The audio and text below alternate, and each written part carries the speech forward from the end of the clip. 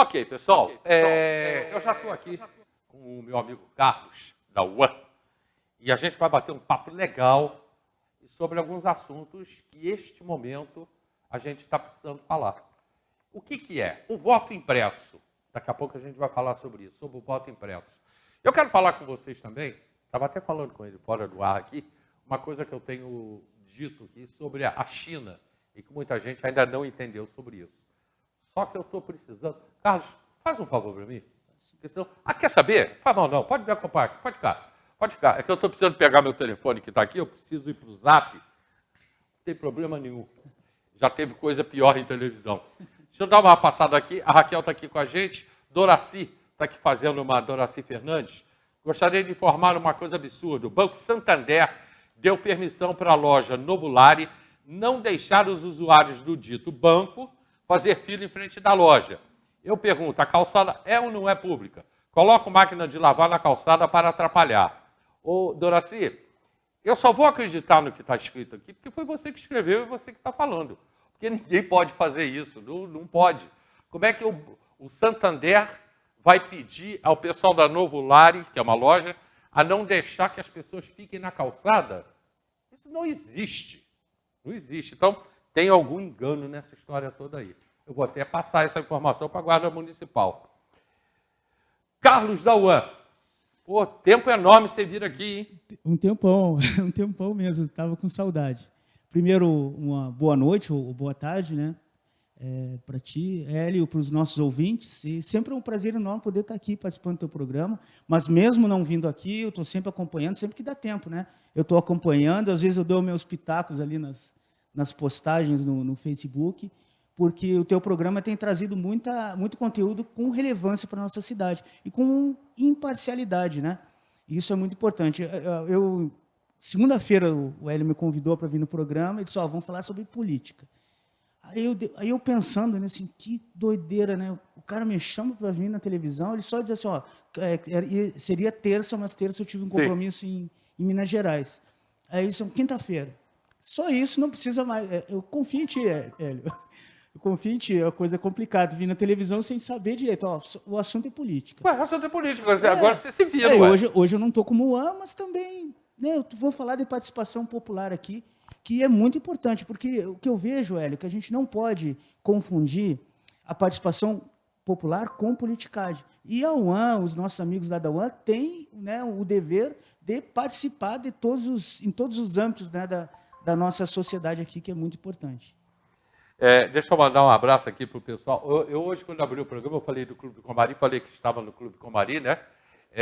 Aliás, que eu almocei no Clube Comari com o Rogério e com o Fábio Costa Velho. A gente estava lá numa reunião de trabalho, né? E agora ele está aqui comigo aqui. Que isso, rapaz? Não pode nem deixar o pessoal ver o que você escreveu aqui. Fabinho, um abraço, meu irmão. Já falei que domingo tem música ao vivo, outra vez lá no Comari. O que, aliás, é um dos grandes cantores da nossa cidade, que esteve com a gente no programa aqui a semana passada, que é a Luísa Bruno. E a gente falou muito de Comari. E a Luísa Bruno, domingo, vai estar no Comari a partir da 1h da tarde, né? Então, é o Comari voltando à vida. Então, Rogério, um abraço para você, meu amigo, meu irmãozinho, Fabinho Costa Velho, outro abraço para você. E acabei de receber aqui a confirmação, Vanderlei Pérez, o historiador, vai estar aqui amanhã falando sobre o município de Teresópolis e os 130 anos. Tá? E daqui a pouco o pastor Marcos Basílio já chegou, já está aqui com a gente, vai falar também sobre 130 anos de Teresópolis. Engraçado que eu nunca conversei com o Marcos Basílio, pastor. Eu sempre conversei com o Marcos Basílio, político, né? E daqui a pouco ele vai estar aqui com a gente, o pastor Marcos Basílio. Conhece o Marcos Basílio? Conheço ele, sim. Daqui a pouco ele aqui batendo papo com a gente. Meu irmão, é o seguinte, fala. Só para, assim, como é que eu vou dizer assim, para gravar, né? Isso uma coisa muito importante. Essa semana fez 3 anos que eu vim a primeira vez aqui, sentei nessa cadeira.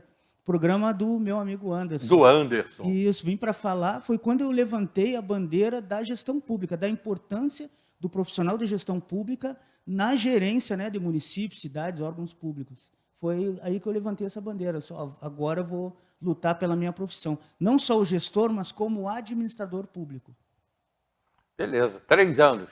3 anos, fez essa semana. Que bom. Parabéns para o Anderson, um grande abraço para ele e para você que ficou em Teresópolis. Aliás, você já mora aqui há muito tempo, né? 18 anos. 18 anos. Eu já sou teresopolitano já, por Vamos adoção. falar de política? Vamos. E hoje eu não estou como aqui, eu estou como B38. Eu vou falar um pouquinho sobre o que é o B38. Tá. Fui convidado para ser gerente. Mas antes eu quero saber de você o seguinte. CPI de Brasília. É a CPI do Picadeiro, que tem os 3 patetas lá. Tem uma ofensa para os 3 patetas, né? Porque é um absurdo, o que eu sempre falo para as pessoas, colocaram as raposas para cuidar da porta do galinheiro. É um absurdo aquilo ali, é um desrespeito com as pessoas de bem desse país.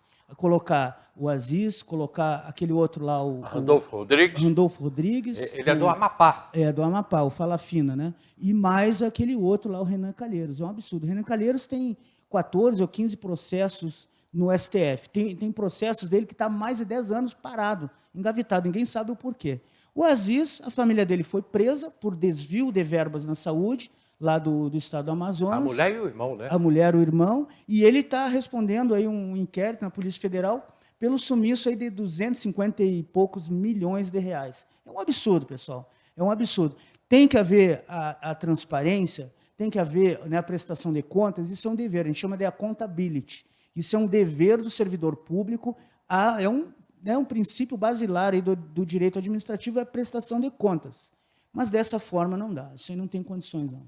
E com referência ao Randolfo Rodrigues, eu tenho, por incrível que pareça, que é incrível um negócio desse, mas eu tenho amigos, uma família de amigos, que são do Amapá, que neste momento estão em Macapá, que é a capital, é da cidade de Macapá, que é a capital do Amapá, e que moram aqui em Teresópolis.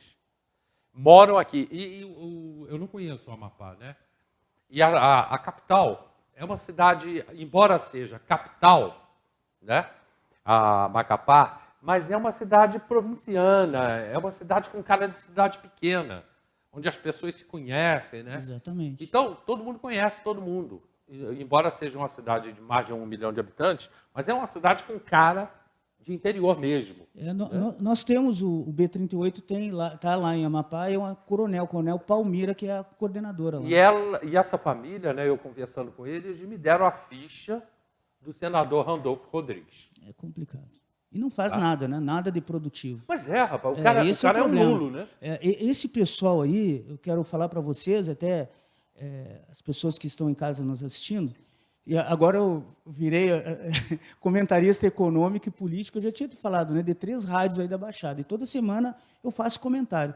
E o Brasil é o país que está sendo referência em crescimento. Primeiro trimestre a gente cresceu 1,2%, só para vocês terem ideia, a China cresceu 0,6% e os Estados Unidos encolheu 4,2%. E esse pessoal, esses políticos corruptos, estão travando o crescimento econômico do nosso país. Independente de quem esteja lá, seja Bolsonaro, seja qualquer outro, o político ele tem a obrigação, ele foi eleito para lutar pelo interesse público, lutar pela população, mas eles estão ali para defender interesses, né, obscuros. E eles querem o pior, eles não querem o melhor, eles querem o poder. É só isso que interessa para eles. E se proteger, se autoproteger, como é o caso desses aí que estão cheios de processos. São bandidos. E o Renan Calheiros? O Renan Calheiros, eu chamava o Vacalheiros, né? Que ele tinha as vacas, lembra da história das vacas? Sim. Mais valiosas do mundo. É um absurdo o cara daqueles ali. Recebeu o dinheiro da Odebrecht para pagar pensão para um amante que tinha uma filha com ele. Agora, o Renan Calheiros, o Aziz, que foi governador do Amazonas, o Randolfo Rodrigues, eles são senadores que receberam voto. Isso é o mais triste. É o que eu sempre digo, a culpa de nós termos políticos corruptos é nosso, é da população. E eu sou muito criterioso, né? Eu agora, na próxima eleição, vou rever todos os meus princípios em relação aos candidatos. Se o cara não for temente a Deus, se ele não defender os interesses da família e for preparado, está fora. Está fora. Porque se o cara não temer a Deus, ele vai temer a ti, ele vai te respeitar? Isso não é uma visão muito conservadora. Eu não estou criticando, não, tá? Eu estou querendo debater com você. Não é uma visão muito conservadora, não, Carlos? Mas eu faço a pergunta, se o cara que não teme o Criador, tu acha que ele vai temer a qualquer outra pessoa aí? Não, e você me respondeu perguntando. Eu te perguntei. Não é uma visão muito É conservadora? conservador. É conservadora. É conservador. Eu sou conservador. E esse momento que nós estamos vivendo, em que essa semana eu recebi aqui a turma a professora Carol Quintana, e veio com a Ágata, que é uma mulher trans, e que foi o dia do LGBT. Aí tem mais o resto da sigla que eu ainda não peguei. E aí eles estiveram aqui e eles estão assim fazendo um movimento quase que no mundo inteiro.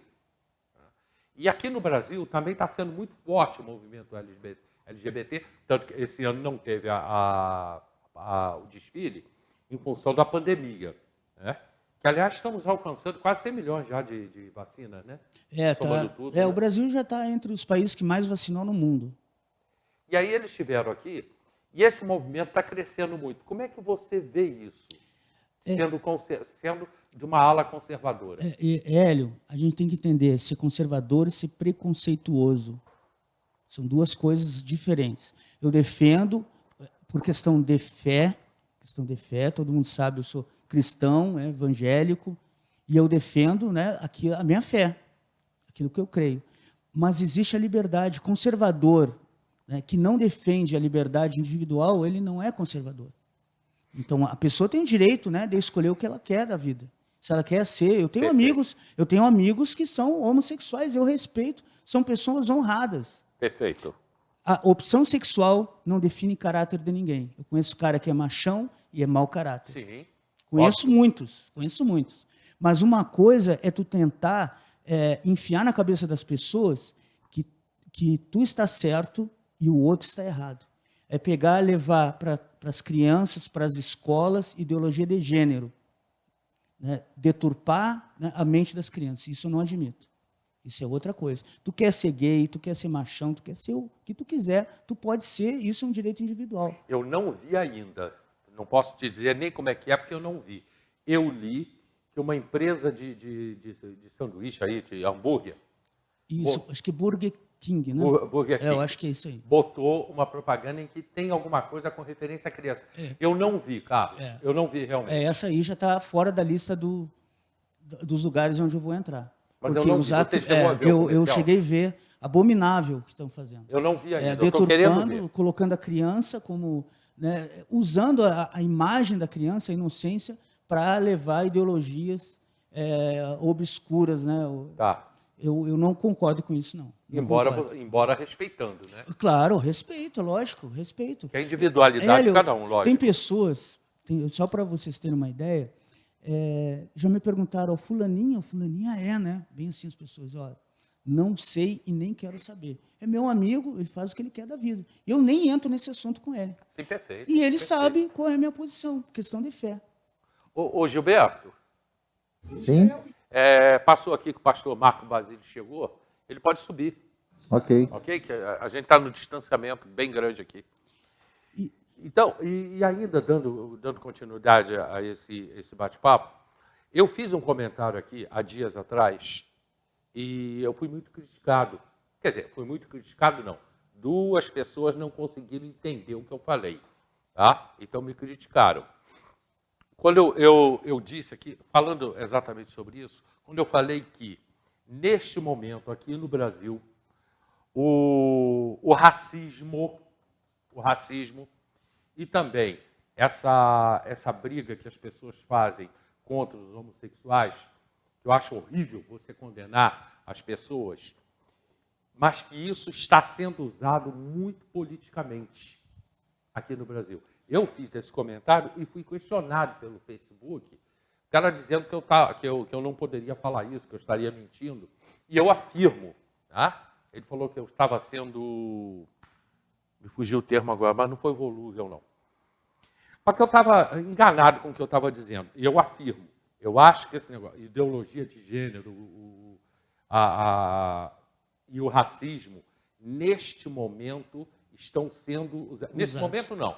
Desde a campanha Bolsonaro e Lula, isso está sendo muito usado politicamente aqui no Brasil. Eu queria ouvir a sua opinião. Isso é uma tática, né, uma das maneiras da esquerda fazer política, que é a luta de classes. É jogar o negro contra o branco contra o negro, né, contra o índio, contra o homossexual. E eu tenho certeza que isso é uma certa covardia. E eu posso falar que eu sou negro, sou descendente de indígena, né, Guarani, e eu não admito isso e nunca participaria de qualquer movimento negro, movimento indígena, qualquer coisa dessa aí, porque isso não tem a finalidade social de ajudar, pelo contrário, de usar as grandes massas. E eu sou radicalmente contra isso. Então, quando eu falei que estão sendo usados, eu continuo afirmando Estão isso. sendo usados, sim, há muito tempo. São politicamente. usados. Inclusive, tem negros que não admitem isso. Não admitem. Comunidades quilombolas sendo usadas, são massa de manobra, índios sendo massa de manobra. Viu lá em Brasília, essa semana aí, o índio dando flechada em policial? Isso eu vi. Parlamentar lá incentivando isso. É um crime, é um absurdo. É um absurdo que estão fazendo. Eles querem dominar os índios porque a riqueza do país está na mão dos índios. Está na mão dos índios. Acho que nesse momento, acho que o Bolsonaro, ele está se perdendo um pouco quando ele discute muito com a imprensa. Eu acho que ali ele se perde um pouco. E talvez se ele fosse autoritário, sem brigar muito com a imprensa, ele está perdendo a autoridade naquele momento. Ele tem, às vezes as pessoas dizem assim, pô, o Bolsonaro está fazendo isso, deveria fazer. Ele é um grande estrategista. E ele está muito bem assessorado.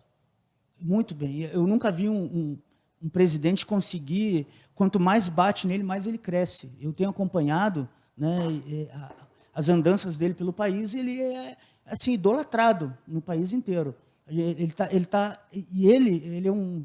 é um líder carismático nato. Onde ele vai, sem forçação, a gente vê, as pessoas enlouquecem com ele. Porque ele está levando dignidade às pessoas. Tu vê, ele entregou título de posse para o pessoal do Movimento Sem Terra, pessoal lá, poceiros, ele deu título de posse de terra para a comunidade quilombola. Então, o quilombola ele vai poder vender a terra dele se ele quiser. E ter também acesso ao incentivo, né, através do Pronaf. Esses assentados lá da região norte, região nordeste, eles passaram a ter direito a entrar nos programas, né, de incentivo fiscal, de incentivo financeiro do governo federal, coisa que eles não tinham. Na volta do comercial, eu quero ouvir do Carlos duas coisas. Ontem, na minha conversa aqui com o Marcão, nós conversamos e chegamos aqui a uma conclusão, que muita gente já sabe disso, que o Minha Casa Minha Vida deixou de ser para a classe menos favorecida, passou a ser para a classe média, e isso aconteceu no governo Dilma com o ministro Manteiga. Foi ele que criou essa abertura para que a classe média pudesse comprar o Minha Casa Minha Vida, que até já mudou de nome, não é mais Minha Casa Minha Vida. Ou seja, deixou de ser para o pobre e passou a ser para a classe média. E o que é B38? Depois a gente fala sobre isso. Mandacaru, a pizzaria lá no alto, pertinho da feirinha. Que pizza boa no forno a lenha, com esse frio que está fazendo. Mandacaru. Voltamos já.